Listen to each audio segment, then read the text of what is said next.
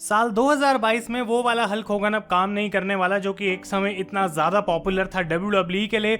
आजकल वो हील नहीं चलता जेक द स्नेक जैसा, जो कि भाई रिंग के अंदर सांप लेके आता है। इनफैक्ट अगर अंडरटेकर की मैं बात करूं तो अब लोग समझते हैं कि हाँ वो एक पुराना गिमिक हो गया है और रेसलिंग को कुछ नए की ज़रूरत है। अगर कुछ नए का मैं नाम लूँ तो शायद वो है रोमन रेंस। और बहुत सारे लोग कहते हैं कि रोमन रेंस ये जो इस समय कर रहे हैं WWE में, जो हम देख रहे हैं रोमन रेंस को, वो एक गिमिक नहीं है। कई सारे लोग उनको प्रेज करते हैं कि कैसे वो कमाल के तरीके से एक बैड गाय का रोल प्ले कर सकते हैं। इनफैक्ट पॉल हेमन का ये कहना है कि रोमन रेंस को डिजाइन ही ऐसे करा गया था ताकि वो मोस्ट वायलेंट, मोस्ट बैडेस्ट और इस चीज को, इस स्पोर्ट को करने वाला the greatest of all time बने।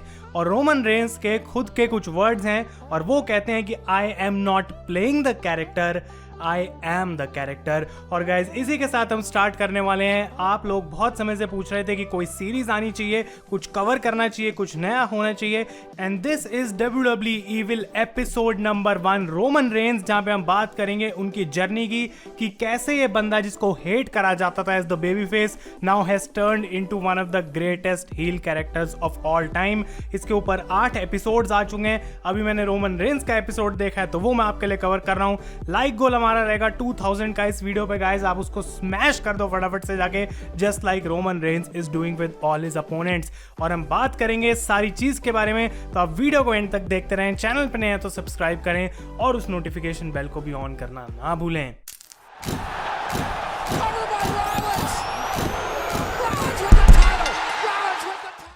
रोमन रेंस की अगर हम बात करें तो he is one of the best ever wrestlers WWE में, और इसमें कोई डाउट नहीं है।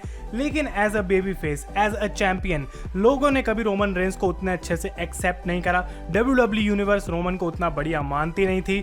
और इतने सालों के लव हेट रिलेशनशिप के बाद रोमन रेंस ने फाइनली अपना वो डीमन रिलीज करा, जो कि एक्चुअली आज की डेट में हमें देखने को मिल रहा है। लेकिन ये जो जर्नी थी, ऐसा नहीं कि उनको बस पुश कर दिया सीधा और वो वहां तक पहुंच गए। ये एवरी सिंगल डे जो हार्ड वर्क रोमन रेंस ने करा है, उस पॉइंट तक अब वो फाइनली पहुंचे हैं ताकि वो अपने फैमिली बिजनेस को जो है वो हैंडल कर सकें। उनके फादर सीका, उनके अंकल आका, रिकीशी ऊसोस, टमीना द रॉक और भी कई सारे ऐसे लोग जो कि इस समोअन फैमिली के साथ गाइस WWE इतने सालों से जुड़े हुए हैं। और हम जानते हैं कि रोमन रेंस एक ऐसी फैमिली से आते हैं जिसको सबसे ज्यादा अच्छी चीज जो पता है वो है प्रोफेशनल रेसलिंग। और रोमन रेंस कहते हैं कि मेरे फादर ने ही मुझे बताया कि भाई कैसे मैं इतना सैवेज और रूथलेस हो सकता हूं WWE के अंदर। और चाइल्डहुड से, बचपन की बात है रोमन रेंस की, कि वो कॉन्फिडेंट तो थे लेकिन साथ के साथ वो बहुत ज्यादा कंपेटिटिव भी थे। ऊसोस यहाँ पे बात करते हैं कि कैसे भाई रोमन रेंस हर छोटी छोटी चीज के लिए compete करते थे, इनफैक्ट लड़कियों के अगेंस्ट भी। और उनको ये था भाई कि हाँ मुझे इस चीज में जीतना है। और वो कहते हैं शायद यही वो टाइम था, यही वो उनका एटीट्यूड था जो कि आज द बिग डॉग के अंदर कन्वर्ट हुआ है। और जबकि रोमन रेंस की पूरी फैमिली रेसलिंग के अंदर थी, उनको अपना पहला पैशन अचीव करना था और वो था गाइस अमेरिकन फुटबॉल, यानी कि रग्बी जिसको हम बोलते हैं। रोमन रेंस को अपना खुद का पाथ बनाना था। वो सिर्फ अपनी फैमिली के नाम पे नहीं चलना चाहते थे। उन्होंने जॉर्जिया की टीम के लिए खेला अपने कॉलेज टाइम में और उसके बाद वो रुकी सीजन में मिनीसोटा वाइकिंग्स के लिए कॉल अप हुए। लेकिन वहां पे जब उनके ब्लड टेस्ट हुए, वो टेस्ट वापस आए, तो ये वो पहला टाइम था जब रोमन रेंस इंट्रोड्यूस हुए गाइस ल्यूकीमिया से। ये वो ऐसा पॉइंट था जब रोमन अपनी लाइफ में बहुत डर गए थे। मेंटली, इमोशनली बंदा बिल्कुल पागल हो जाता है, क्योंकि ये वो एक ऐसी चीज है बाकी सभी चीजों में से जो कि रोमन रेंस के कंट्रोल में नहीं थी।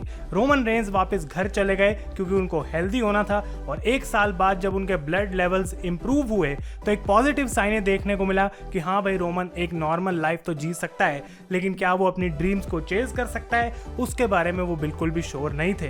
तो रोमन रेंस की जो फुटबॉल ड्रीम थी गाइस, वो तो खत्म हो गई थी। और इस पॉइंट पे उन्होंने अपने कजन्स दी ऊसोस को कांटेक्ट करा जो FCW में लड़ रहे थे, यानी कि फ्लोरिडा चैंपियनशिप रेसलिंग।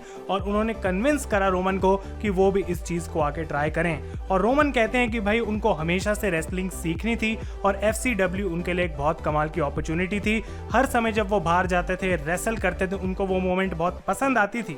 और ऑब्वियसली रोमन रेंस को ये अपॉर्चुनिटी मिलनी थी क्योंकि वो एक ऐसी फैमिली से बिलोंग करते हैं जिसने हिस्टोरिकली WWE का बहुत ज्यादा फायदा करा है।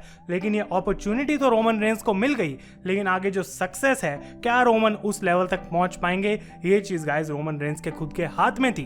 तो 2 साल FCW में परफॉर्म करने के बाद 2012 में रोमन रेंस को कॉल अप करा गया NXT NXT में, जहां पे वो कमाल के लग रहे थे, उनकी रेसलिंग काफी अच्छी थी, वो almost as a heel act करते थे, लुक वाइज रेसलिंग वाइज ऐसा लग रहा था कि हाँ ये वो सुपरस्टार है जिसको विंस मैकमैन पुश कर सकता है एज हिज बिगेस्ट स्टार। और रिकीशी भी यहाँ पे कहते हैं कि रोमन रेंज हमेशा से ही नेचुरल थे काफी एज अ हील जब भी उनको वो रोल प्ले करना पड़ता था। और यहाँ पे हमें कुछ सेगमेंट्स दिखाई जाती हैं, स्पेशली वो रोमन रेंज का माय टाइम वाला प्रोमो और बाकी भी कई सारे ऐसे उनके एंटिक्स और टैक्टिक्स जो कि एज अ हील उन्होंने यूज करे थे इन NXT। लेकिन NXT में अपने इस हील कैरेक्टर को थोड़ा सा स्टार्ट करने के बाद अब समय आ चुका था कि Roman Reigns was going to step to the main roster. और सर्वाइवर सीरीज 2012 में एक ऐसा डेब्यू हमें देखने को मिला जिसने WWE की हिस्ट्री को गाइस हमेशा के लिए चेंज कर दिया। ये एक इंस्टेंट इम्पैक्ट था और मैं बात कर रहा हूं यहाँ पे द शील्ड की, जिस ग्रुप के मसल माने जाते थे रोमन रेंज। और इस ग्रुप का सिंपल फॉर्मूला था कि हमको पैसे दो and we can smash anyone, और हम तुम्हारे लिए एक जॉब कर सकते हैं। और जब एज अ ग्रुप आप रॉ या स्मैकडाउन पे आके जॉन सीना, रॉक जैसे बंदों को अटैक कर रहे हो, तो ये बात क्लियर है कि भाई ये ग्रुप काफी बड़ी बात है। और डेफिनेटली गाइज अगर आपको चीयर भी मिल रही है तब भी आप एक बैड ही काम कर रहे हो, आप एक हील का काम कर रहे हो अगर रॉक और सीना को अटैक कराए। तो इस पॉइंट पे ऐसा लग रहा था देख के कि रोमन रेंज वो बंदा है जिसमें एक इट फैक्टर है। इसकी लुक अपने आप में ऐसी थी जिसको लोग देख के कहते थे ये अगला जॉन सीना या हल्क होगन बनेगा, अगला फेस बन सकता है कंपनी का। और WWE को जब ये बात रियलाइज हुई तो उन्होंने डिसाइड करा हम द शील्ड को ब्रेकअप करेंगे ताकि रोमन रेंज को हम एक्चुअली पुश कर सकें। और हम जानते हैं गाइस कि वो जो शील्ड का हील टर्न था जहां पे एक्चुअली सेथ रॉलिंस अगेंस्ट हो गए थे रोमन को अटैक करके, वो one of the greatest moments है इन WWE। तो शील्ड अब थी नहीं, लेकिन जो बेबी फेस रोमन रेंज बन चुका था वो सेम बंदा नहीं था जिसको द शील्ड में लोग पसंद करते थे। लोग उसको अब लाइक नहीं कर रहे थे। और उसो से यहाँ पे बात करते हैं एक बार फिर से कि रोमन कैसे हमेशा नेचुरल थे एज अ हील, और यहाँ पे जब WWE ने उनको एक बेबी फेस बना दिया तो वो चीज कोई सही फिट नहीं हो रही थी। ऐसा लग रहा था कि भाई उनको जबरदस्ती पुश करा जा रहा है और लोगों को दिखाया जा रहा है कि हाँ अब ये सबसे बेस्ट बंदा है, सबसे कमाल का बंदा है जो हमेशा खुश रहता है और ये लोगों की हेल्प करने यहाँ पे आया है, जबकि एक्चुअली वो एटीट्यूड रोमन रेंज का कभी था नहीं। तो रोमन रेंज को ये ऑब्वियसली जो अर्ली पुश मिला शील्ड के ब्रेकअप होते ही, वो इस वजह से क्योंकि विंस मैकमैन उनको अपना टॉप गाय बनाना चाहते थे, लेकिन WWE यूनिवर्स का कुछ और इरादा था। उनको ऐसा लग रहा था कि रोमन रेंज एक कॉर्पोरेट चैंपियन है जिसको फोर्स करा जा रहा है मेन इवेंट के अंदर, और इसकी वजह से हम इसको बिल्कुल सपोर्ट नहीं करेंगे। और ऑब्वियसली जब कोई सुपरस्टार टॉप पे होता है उसके लिए वहां पे रहना कोई इजी काम नहीं होता, हर समय आपको जज करा जाता है। लेकिन गाइस WWE इस समय पे कुछ भी प्लान कर ले उससे फर्क नहीं पड़ता था, क्योंकि फैंस अपना ओपिनियन तो वॉइस करेंगे ही। और रोमन रेंज की जो ओपिनियन वॉइस होने की पीक थी that was at the royal rumble 2015, जहां पे जब उन्होंने रूसेव को एलिमिनेट करा, रॉयल रंबल मैच जीता, तो लोगों ने उनको बिल्डिंग के बाहर बू करा। इतनी बू रोमन रेंज कहते हैं मैंने अपने करियर में कभी नहीं सुनी थी। इनफैक्ट रॉक भी बाहर आके रोमन रेंज को कॉन्ग्रेचुलेट करते हैं, और जब वो रोमन का हाथ उठाते हैं तो WWE यूनिवर्स ने रॉक को भी बू करा। और ये वो पॉइंट था जब ऐसा लग रहा था कि it is impossible for Roman Reigns to get back, और लोग उनको कभी अब पसंद करने वाले हैं नहीं। रोमन रेंज कहते हैं कि भाई मेरे को उस समय बहुत ज्यादा बुरा लगा, मेरी फीलिंग्स हर्ट हुई, क्योंकि एट द एंड मैं भी एक ह्यूमन बीइंग हूं। लेकिन अनफॉर्चुनेटली रोमन रेंज एक ऐसे बिजनेस में है जहां पे और किसी भी ज्यादा स्पोर्ट से फैंस सारी चीजें डिक्टेट करते हैं, उनके पास सारी चीजों का कंट्रोल होता है और वही डिसाइड करते हैं कि कौन सा सुपरस्टार आखिर कितना सक्सेसफुल हो सकता है। तो जब रोमन रेंज इस टाइम पे मैच के बाद मैच जीत रहे थे, टाइटल के बाद टाइटल को कैप्चर कर रहे थे, तो ओवर पुश लग रहा था। ऐसा लग नहीं रहा था कि रोमन रेंज इस चीज से कभी रिकवर कर पाएंगे। और रेसलमेनिया 33 में उस चीज को WWE ने फिर से पीक करा जब रोमन रेंज ने डिफीट कर दिया अंडरटेकर को, जो कि एक बहुत बड़ा कंट्रोवर्शियल डिसीजन था। रोमन रेंज कहते हैं कि देखो भाई मैं पूरी रिस्पेक्ट देता हूं अंडरटेकर को, लेकिन सच्चाई ये है कि shit is changing in the business, और रोमन रेंज वो चेंज लेके आ रहा है इस इंडस्ट्री के अंदर, और लोगों को चेंज ज्यादा पसंद होता नहीं है, इसलिए वो उस टाइम पे मेरे को इतना बू करते थे। लेकिन मैं अंडरटेकर को पूरी रिस्पेक्ट करता हूं। तो WWE का प्लान क्लियर था कि रोमन हमारा नंबर 1 गाय है, हम इस चीज को बेसिकली राइड ऑफ कर सकते हैं। और एड कॉस्की जो कि WWE के वाइस प्रेसिडेंट है क्रिएटिव के, वो कहते हैं कि ऐसी सिमिलर सिचुएशन उन्होंने पहले जॉन सीना के साथ भी हैंडल करी थी, क्योंकि हर पॉइंट पे जॉन सीना को लोग बू करते थे, लेकिन विंस मैकमैन का वो एक लॉन्ग टर्म प्लान था जो कि एट द एंड काम आ गया। और हम जानते हैं कि आज की डेट में जॉन सीना कितना बड़ा सुपरस्टार है। सेम चीज उन्होंने गाइस रोमन रेंस के लिए सोची कि हम इस वेव को राइड ऑफ कर सकते हैं, लोग एक पॉइंट के बाद शांत हो जाएंगे, लेकिन मुझे पता है कि एंड में रोमन रेंस का टैलेंट जीतेगा and he will become the top guy in the WWE। तो अंडरटेकर को रेसलमेनिया में हराने के बाद next night on Monday night raw Roman Reigns आते हैं रिंग के अंदर और 10 मिनट तक लगातार उनको लोग बू करते हैं। रोमन ने एक शब्द नहीं बोला, यू सक की चैंट हुई और क्या क्या नहीं रोमन रेंस को वहां पे झेलना पड़ा। एक हेक्टिक सिचुएशन थी। और रिकीशी ये बोलते हैं पोस्ट ओपिनियन में कि जब भी कोई उनकी फैमिली का बंदा ऐसे रिंग में जाता है और लोग बू करते हैं तो उनके लिए वो डिसरिस्पेक्टफुल है, और उस पॉइंट पे उनको पता है कि हमें अगली बार जब वापस रिंग में जाना है तो कुछ बेटर करना है ताकि हम इन लोगों को एक्चुअली में जीत पाएं। तो रोमन रेंस यहाँ पे लोगों को स्मर्क्स दे रहे हैं, हंस रहे हैं, लेकिन एट द एंड बस एक लाइन बोल के वो वहां से चले जाते हैं जो कि थी this is my yard now. तो वो एक बहुत बुरी मंडे नाइट रॉ रही रोमन रेंस के लिए, और लोग इस टाइम पे बिल्कुल खुश नहीं थे क्योंकि कांस्टेंट पुश मिल रहा था रोमन रेंस को, और WWE का कोई इरादा दिख नहीं रहा था कि वो इस चीज को रोकने वाले हैं या रोमन रेंस को कोई बड़ा लॉस मिलेगा या फिर वो हील टर्न करेंगे। और समर स्लैम 2018 के अंदर ये चीज और ज्यादा आगे बढ़ी जब उन्होंने यूनिवर्सल चैंपियनशिप को कैप्चर करा, और ये वो पॉइंट था कि लग रहा था अब जो गैप है रोमन रेंस के रिलेशनशिप में WWE यूनिवर्स के साथ वो कभी ब्रिज नहीं हो पाएगा, कभी फिल नहीं हो पाएगा, और कभी रोमन WWE क्राउड के साथ कनेक्ट नहीं कर पाएंगे। मंडे नाइट रॉ अक्टूबर 22, 2018 की अब मैं बात कर रहा हूं, जब रोमन रेंस अपने करियर के पीक पे थे। भले ही गाइज एक्चुअली में उनको कैसा भी रिएक्शन मिल रहा हो, लेकिन यहाँ पे वो एज रोमन रेंस नहीं बल्कि जो अनोआई आए और उन्होंने रिवील करा कि एक बार फिर से उनकी लाइफ में ल्यूकीमिया वापस आ चुका है, जिसकी वजह से उनको अपना यूनिवर्सल चैंपियनशिप रिलिंक्विश करना पड़ रहा है। ये वो मोमेंट था जब सारे फैंस ने एक्चुअली में सारी बूज को छोड़ दिया, सारी उन्होंने अपनी हेट छोड़ दी रोमन रेंस के लिए, और सारे लोग सैड फील कर रहे थे क्योंकि ये एक ऐसी रियलिटी चीज है जो कि स्ट्राइक कर गई इस WWE के साथ, जो कि कोई भी नहीं देखना चाहता। रोमन रेंस इस प्रोमो में पूरा ऑनेस्ट थे, लोग सैड थे, लेकिन रोमन एंड में यही बोलते हैं कि हमेशा की तरह I am going to beat leukemia और मैं वापस आऊंगा better than ever to take back my yard. तो ये वो रियलिटी की सिचुएशन थी जिसको होना पड़ा, जिसको कोई देखना नहीं चाहता था, सुनना नहीं चाहता था, लेकिन this was the first time in a long time जब एक्चुअली रोमन रेंस को लोगों ने एक appreciation the. Thank you Roman की वहां पे चैंट्स हुई। वो कहते हैं कोई रिटायरमेंट स्पीच नहीं है, मैं वापस आऊंगा। और पोस्ट ओपिनियन में रोमन कहते हैं कि भाई हर चीज में मैं अपना 100% देता हूं, लेकिन एक हार्ट ब्रेकिंग सिचुएशन हो जाती है जब एक ऐसी चीज तुम्हारे साथ हो रही है जिसका कंट्रोल तुम्हारे हाथों में है नहीं। और एक बार फिर से गाइज ल्यूकीमिया के साथ रोमन रेंस बैटल कर रहे थे, अपनी लाइफ के अगेंस्ट बैटल कर रहे थे, लेकिन सभी फैंस, फैमिली और फ्रेंड्स का उनके पास सपोर्ट था। और फरवरी 25, 2019, 6 महीने बाद की बात है जब रोमन रेंस आए मंडे नाइट रॉ पे और उन्होंने इस गुड न्यूज को रिवील करा कि वो रिमिशन में है, यानी कि एक बार फिर से वो बेटर फील कर रहे हैं और कैंसर को उन्होंने सेकंड टाइम के लिए डिफीट कर दिया। और ये वो मोमेंट थी गाइस जहां पे एक बार फिर से रोमन रेंस के साथ बाकी सारे क्राउड ने मिलकर इसको सेलिब्रेट करा, और ये सिचुएशन बहुत हैप्पीनेस की थी ऑन मंडे नाइट रॉ। तो ये देख के तो ऐसा लग रहा था कि हाँ भाई सब कुछ सही हो गया और लोग रोमन रेंस को शायद पसंद कर रहे हैं, लेकिन क्या वो actually Roman Reigns baby face character को अब फाइनली एक्सेप्ट करने वाले थे? क्योंकि रोमन रेंस का पहला match on his return was at WrestleMania 35 against Drew McIntyre, जहां पे कोई रीजन नहीं था रोमन रेंस को बू करने का।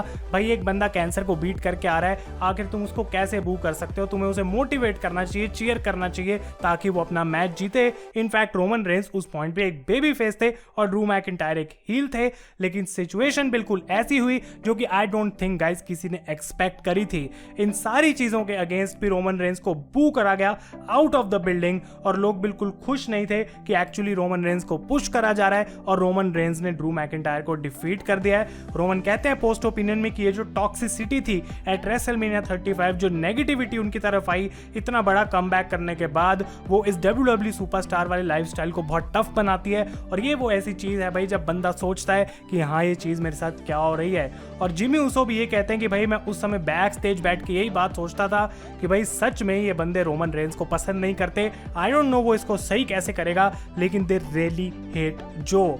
तो ये वो मोमेंट थी जब रोमन रेंस अपने कैरेक्टर के साथ पूरा स्ट्रगल कर रहे थे। WWE के पास कोई क्लू नहीं था इस चीज को सही कैसे करना है। और सेम टाइम पे गाइस यहाँ पे कोविड-19 पैंडेमिक आ गया, जिसकी वजह से क्योंकि रोमन रेंस एक कैंसर सर्वाइवर थे, उनको लीव लेनी पड़ गई और थंडर डोम एरा को वो छोड़ के वहां से चले गए। और पोस्ट ओपिनियन में रोमन बताते हैं कि भाई उस समय मेरे पास इतना ज्यादा फ्री टाइम हुआ करता था क्योंकि सारे लोग अपने घर में थे। मैं अपने इंडिविजुअल जिम में ट्रेन करता था 2 से 3 घंटे डेली और सोचता था कि कैसे इस चीज को मैं फिक्स कर सकता हूं। और वो कहते हैं कि अगर WWE चाहती है मुझे अपना टॉप गाय बनाना, कि मैं अपनी जॉब में 100% परफॉर्म कर सकूं, अपनी बेस्ट एबिलिटी दिखा सकूं, तो वो तभी हो सकता है अगर वो मेरे हिसाब से अब चल सकते हैं। और अगस्त 23, 2020 समर स्लैम की मैं बात कर रहा हूं गाइस, जहां रोमन रेंस वापस आते हैं। एक शॉकिंग रिटर्न था और अटैक करते हैं द फील्ड को। उस टाइम पे, उस मोमेंट पे जब हमने रोमन रेंस को देखा, उनकी टी शर्ट को देखा, wreck everyone and leave, clearly ये आइडिया पता लग गया था कि रोमन रेंस ये कोई अलग रोमन रेंस है। उनके एक्शंस, एक्सप्रेशंस, वर्ड्स, सारी चीजें जो उस टाइम पे बोल रहे थे वो एक हील की तरह फील हो रही थी। और अभी भी मुझे याद है कि कितना ज्यादा उस समय लोग पागल हो गए थे कि क्या finally Roman Reigns heel turn करने वाला है। और वो चीज ऑलमोस्ट कंफर्म हो गई थी जब हमें स्मैकडाउन के ऊपर रोमन रेंस और किसी के साथ नहीं बल्कि पॉल हेमन के साथ देखने को मिले। और हम जानते हैं गाइस कि पॉल हेमन की क्या हिस्ट्री है, क्या उनके क्लाइंट्स की हिस्ट्री है। वो बंदा किसी भी हद तक जा सकता है अपने क्लाइंट को सक्सेस दिलाने के लिए, and that is Paul Heyman. और पोस्ट ओपिनियन में पॉल हेमन कहते हैं कि हमेशा से मुझे ये बात पता थी कि एक ना एक ऐसा दिन आएगा जब एक्चुअली में मैं रोमन रेंस को अपने आप के साथ अलाइन करूंगा। वो कहते हैं मैं एक टीनेजर था जब इस बिजनेस के अंदर आया, जब विंस मैकमैन के फादर इस चीज को चला रहे थे। और वो कहते हैं रोमन रेंस की फैमिली को मैं रोमन रेंस से भी पहले से जानता हूं। और वो कहते हैं कि एक पॉइंट ऐसा था जब आफा और सीका ने मुझे बहुत ज्यादा सपोर्ट करा था। तो रोमन रेंस पे बैक में यूनिवर्सल चैंपियनशिप जीतते हैं, एक ऐसा टाइटल जो कि वो कभी हारे नहीं थे। लेकिन ये गाइस वो ऐसी मोमेंट थी जहां पे ऐसा लग रहा था फैंस को वो चीज मिल गई है जो इतने समय से वो डिमांड कर रहे हैं। और ये मोमेंट रोमन रेंस के कैरेक्टर पे एक ऐसी स्टैंप थी जहां पे क्लियरली उन्होंने बता दिया कि भाई तुम ही वो लोग हो जो मुझे इस कंपनी का टॉप गाय नहीं देख सकते थे, लेकिन अब अगर वो चीज तुम नहीं देख सकते तो तुम्हें उसके लिए पे करना पड़ेगा, you will have to suffer. ये एक बहुत बड़ी मोमेंट थी रोमन के करियर में। और वो कहते हैं कि इस टाइम पे कोई क्रिएटिव नहीं था क्योंकि मेरे पास ट्रिगर आ चुकी थी। वो कहते हैं कि मैं इतने लंबे समय से WWE से दूर था, हर सुपरस्टार के पास अपॉर्चुनिटी थी कि वो मेरी जगह ले, लेकिन क्या वो चीज कोई कर पाया? The answer is no. और वो कहते हैं कि इस चीज से यही प्रूव होता है कि Roman Reigns is needed in the WWE और अब मेरे पास अपने कैरेक्टर को कंट्रोल करने की जो है वो पावर आ चुकी है। रोमन रेंस अपने आप को अनाउंस कर देते हैं एज द ट्राइबल चीफ, एक ऐसा बंदा जो अपनी फैमिली की टेबल पे खाना रखता है, एक ऐसा बंदा जिसका सबसे पहला डिफेंस अपने खुद के कजन जे ऊसो के अगेंस्ट था क्योंकि वो रोमन को पसंद नहीं कर रहे थे। लेकिन at the end guys Roman Reigns ने अपने कजन को बीट करा, अब उसको एक्नॉलेज भी करवाया that I am the top guy, I am the tribal chief. और उसको खुद कहते हैं कि भाई रोमन रेंस को हम हेट करते थे लेकिन उसका प्लान ही इतना अच्छा था कि उसके साथ रहना हमारे लिए बेटर था।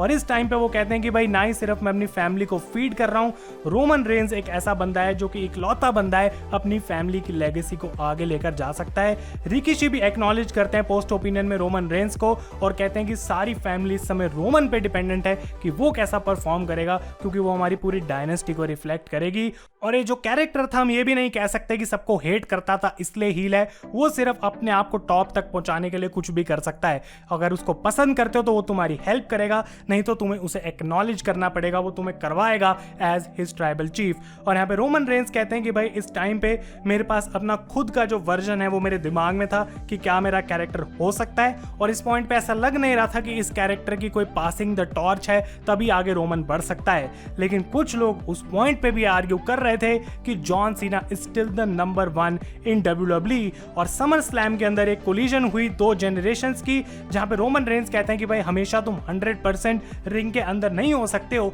लेकिन तुम्हें कुछ ना कुछ ऐसा करना पड़ता है ताकि क्राउड तुम्हारे साथ बना रहे, और जो भी वो बोलते हैं अपने मैच के टाइम पे, जो एक्शंस वो करते हैं ताकि लोग उनको एक्चुअली बू कंटिन्यू करते रहें, वो चीज़ रोमन रेंस की गाइस बहुत ज़्यादा बढ़िया है। ये एक ऐसा बंदा बन गया है जो कि नेगेटिविटी से इतनी अच्छे रिएक्शन निकाल सकता है, and that is why he is a great heel. और पॉल हेमन यहाँ पे कुछ कमाल की बात बोलते हैं कि भाई ये वो बंदा है जिसको तुम लाइक नहीं करते लेकिन उसके जैसा तुम बनना चाहते हो।